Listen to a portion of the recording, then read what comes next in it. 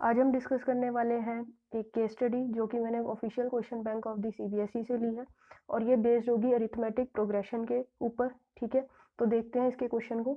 तो यहाँ पे जो हमारे पास इंफॉर्मेशन दी गई है वो ये है कि जो वीर है ना, वो पार्टिसिपेट करना चाहता है किसी 200 मीटर रेस में। ठीक है, करंटली जो वो डिस्टेंस है अपना 200 मीटर का वो 51 सेकेंड्स में कवर कर रहा है। ठीक है, लेकिन ईच डे वो प्रैक्टिस कर रहा है और हर प्रैक्टिस के साथ उसे 2 सेकेंड कम लगते हैं। ठीक है, मतलब पहले उसको हो सकता है 51 सेकंड लग रहे हैं, तो उसने एक दिन प्रैक्टिस की तो 2 सेकंड कम लगेंगे, 49 हो जाएंगे। इसी तरह हर दिन जब वो प्रैक्टिस करता चलेगा तो 2 सेकंड कम होते चलेंगे। इसका मतलब उसका जो टाइम है वो भी क्या होगा, कम हो जाएगा। ठीक है, इसके बाद उसने हमसे कहा है कि वो जो है ये सारा जो डिस्टेंस है ये कवर करना चाहता है 31 सेकेंड्स में। मतलब उसका जो टारगेट है ना वो क्या है कि वो अपनी जो ये पूरी रेस है ना, इसको 31 सेकेंड्स में कंप्लीट कर दे। तो इसके लिए वो रोज प्रैक्टिस कर रहा है। ठीक है, अच्छा एक बात हमें यहाँ पे समझ में आती है इस इंफॉर्मेशन को रीड करने पे कि हो सकता है उसको अगर पहले दिन 51 सेकेंड्स लग रहे हैं तो दूसरे दिन जब वो प्रैक्टिस कर लेगा तो उसका टाइम कम हो जाएगा और वो 2 कम हो जाएगा, है ना, तो 49 हो जाएगा। इसके बाद जैसे ही उसने दोबारा प्रैक्टिस की तो उसका टाइम फिर 2 सेकेंड्स कम हो जाएगा, 47।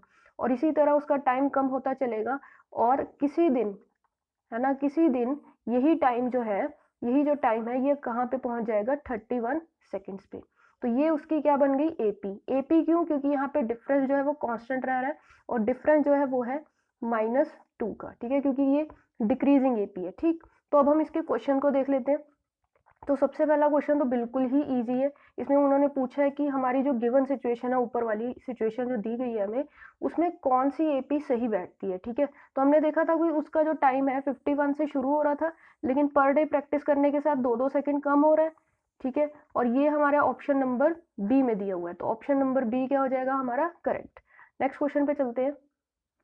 इसके बाद उसने कहा है कि मिनिमम नंबर ऑफ डेज कितने लगेंगे, है ना, कम से कम दिन कितने लगेंगे उसको अपना टारगेट अचीव करने के लिए या गोल अचीव करने के लिए। गोल उसका क्या था कि उसको किसी दिन अपना जो टाइम है वो 31 सेकेंड्स करना है। ठीक है, 31 सेकेंड्स करना है। अब हमें ये पता है कि जो उसकी फर्स्ट टर्म है ना, जो पहले दिन उसको टाइम लग रहा था वो कितना था, 51।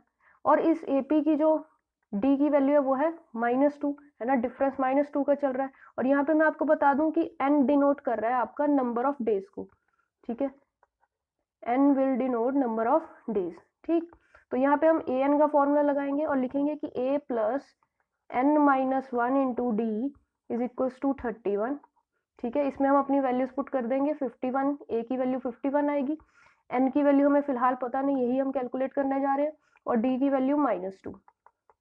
ठीक, अब जब आप इसको सॉल्व करोगे, ठीक है, तो कैसे सॉल्व करोगे, यहाँ पे आप 51 जो है दूसरी साइड पे ट्रांसपोज कर सकते हो।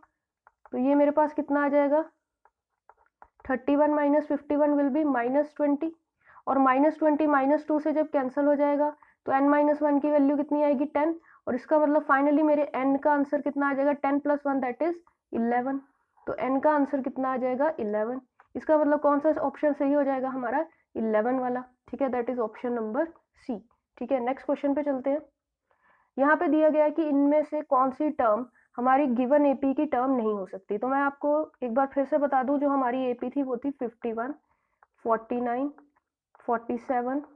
ठीक है, और इसी तरह आप चलते चलते कहीं ना कहीं 31 तक भी पहुंचोगे। ठीक है, अब यहाँ पे देखो हर टर्म देखना कि हर टर्म यहाँ पे होगी भी ये नहीं, इसके लिए आप टाइम बचाने के लिए ये कर सकते हो कि ये जो एपी है ना, ये ऑड टर्म्स की एपी है। इसमें जितनी भी टर्म्स आएंगी ना वो ऑड टर्म्स ही होगी, चाहे आप 2 ही यहाँ से माइनस कर रहे हो। और आपको ये भी पता होना चाहिए कि जब इवन और ऑड माइनस होते हैं तो हमारे पास आंसर ऑड ही आता है। ठीक है, और यहाँ पे 2 चाहे माइनस हो रहा है which is a even number, लेकिन जो हमारे पास एपी बन रही है ना, जो एपी बन रही है वो ऑड नंबर्स की है, तो फाइनली जो जितनी भी टर्म्स आएंगी वो ऑड ही होंगी। लेकिन यहाँ पे ऑप्शन में हमारे पास 41, 30, 37 और 39 दिया है, एक इनमें से 30 ही है जो इवन टर्म है, और ये डेफिनेटली इस एपी का हिस्सा नहीं होगी। ठीक है, तो इसका मतलब हमारा ऑप्शन बी टिक हो जाएगा। तो नेक्स्ट क्वेश्चन पे चलते हैं। यहाँ पे देखो एपी की हमें, अब देखो जो ऊपर क्वेश्चन है उससे बिल्कुल डिफरेंट है, तो उसको अब हमें भूल जाना है। यहाँ पे उसने दिया है कि nth टर्म की वैल्यू कितनी दी है, a n is equal to 2n+3। ठीक है, और यहाँ पे मुझे बताना है इसका कॉमन डिफरेंस। आप याद रखो कि जैसे ही ऐसा क्वेश्चन आए तो आपको क्या करना है, a1 कैलकुलेट करनी है और a2 कैलकुलेट करनी है, यानी फर्स्ट टर्म और सेकेंड टर्म कैलकुलेट कर देनी है। फर्स्ट टर्म कैसे आएगी, जब आप इस टर्म में जो हमें ये जनरल एक्सप्रेशन दी है यहाँ पे n की वैल्यू 1 लोगे, तो n की वैल्यू जब आप 1 लोगे ना तो यहाँ पे आएगा 2 + 3 दैट इज 5, ठीक है। और जब आप यहाँ पे n की वैल्यू लोगे 2 फॉर द सेकेंड टर्म, तो यहाँ पे आपके पास आ जाएगा 2 × 2 दैट इज 4, 4 + 3 विल बी 7। तो डिफरेंस कितना आएगा मेरे पास, फाइनली डिफरेंस होगा second term minus first term या next term minus previous term, जैसे मर्जी कर सकते हो आप। तो ये मेरे पास बनेगा 7 - 5 दैट इज 2। तो ये मेरा कौन सा ऑप्शन टिक हो जाएगा, option number A. Next question पे चलते हैं। ये क्वेश्चन बहुत ही इंपॉर्टेंट है, हर साल ऐसा क्वेश्चन देखने को मिलता ही मिलता है, ठीक है, 1 मार्क में। यहाँ पे इन्होंने केस स्टडी में दे दिया, लेकिन हमेशा जो यहाँ पे रहेगा हमारे पास फॉर्मूला वो सेम रहेगा। यहाँ पे आपको क्या करना है, जब भी एपी की ऐसी कंसेक्यूटिव टर्म्स दी हो तो आपको याद रखना है कि डिफरेंस तो हमेशा सेम ही रहेगा, डिफरेंस मस्ट बी सेम, तभी तो उसको कॉमन डिफरेंस बोलते हैं, क्योंकि सारी टर्म्स में कंसेक्यूटिव टर्म्स में डिफरेंस क्या रहेगा, सेम। तो यहाँ पे कुछ बच्चे कंफ्यूज हो जाते हैं, इसलिए हम क्या करते हैं, जो यहाँ पे हमारे पास 2x x + 10 और 3x + 2 दिया है ना, इसको हम थोड़ा सा नेम दे देते हैं। इसको हम देते हैं नेम t1, इसको हम दे देते हैं नेम t2 और इसको नेम देते हैं हम t3। ये t1 t2 t3 क्या मतलब है, इसका मतलब first term, second term, third term, ठीक है। और आपको मैंने कहा कि डिफरेंस हमेशा सेम रहेगा, तो आप यहाँ पे क्या कहोगे कि चाहे आप सेकेंड टर्म में से फर्स्ट टर्म माइनस कर लो, चाहे आप थर्ड टर्म में से सेकेंड टर्म माइनस कर लो, डिफरेंस हमेशा क्या आएगा, सेम आएगा, ठीक है। और वही आपको यहाँ पे लिखना है। सेकेंड टर्म आपकी कितनी है, x + 10, राइट। x + 10 में से चाहे आप 2x माइनस करो, जो भी आंसर आएगा वो किसके इक्वल होगा, जब आप 3x + 2 माइनस x + 10 करोगे, ठीक है। तो जब आप इसको सॉल्व करोगे, ठीक है, इसको जब आप सॉल्व करोगे तो यहाँ पे आपके पास क्या आएगा, देखो x + 10 - 2x, ठीक है, यहाँ पे साइन चेंज होंगे इस ब्रैकेट के, तो ये बन जाएगा -x - 10, ठीक है, -x - 10। यहाँ पे आएगा आपके पास -x + 10 और इस साइड आ जाएगा राइट साइड पे 2x - 8।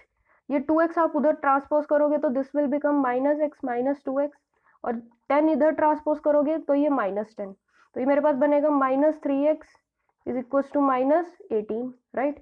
तो यहाँ पे माइनस कैंसिल हो जाएगा, 3 से 18 कैंसिल हो जाएगा और x की वैल्यू कितनी आएगी, 6।